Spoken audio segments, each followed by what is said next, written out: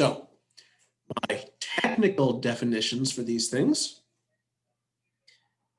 f of c, that coordinate, that y coordinate, is the local minimum so long as it is less than anything else in a small interval nearby. Excuse me. So I'm just trying to solve this inequality. For a local maximum, f of c is greater than or equal to f of x when x is close to c. For a local minimum, f of c is less than any other function value f of x when x is near c. And so I'm looking for coordinates sort of like this, where, here's a local minimum, here's a local maximum. This local minimum also happens to be the absolute minimum. So on this picture here, the very lowest coordinate that I found is one of my local minimums. So I do want to find these local minimums and local maximums. They are candidates for the optimum values. These are potentially the global maximum and the global minimum. Okay. Here's a function.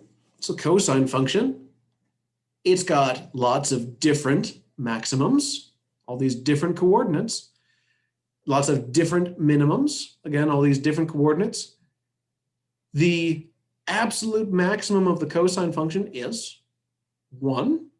The absolute minimum of the cosine is -1, and that is attained at several different places, several different x, y coordinates. So even when we're talking about the absolute maximums, even those are not unique.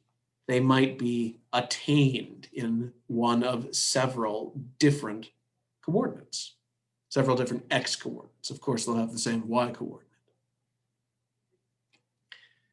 Now, how do we know that these even exist? How do I know that a function should have a maximum and a minimum value? Well, some functions don't. They just don't. Fortunately, we mostly work with continuous functions in this class.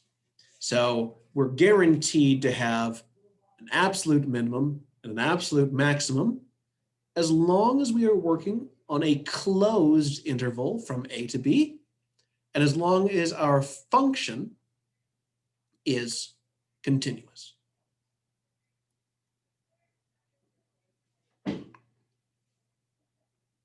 So this is called the extreme value theorem.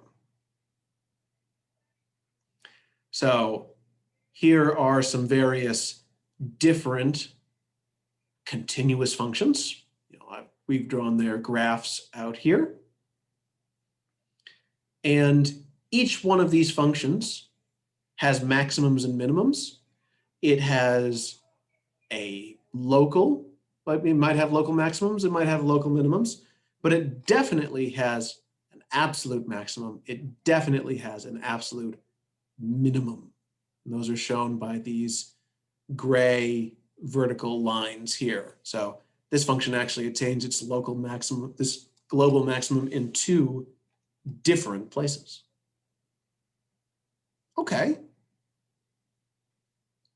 Well, why do I need continuity here? So neither of these 2 different functions have maximums. So since there's this hole in the graph, the function never actually equals 3. And I can find values as close to 3 as I want, which means that there's not actually a largest value there. And then this function right here has a vertical asymptote. It's going off to infinity.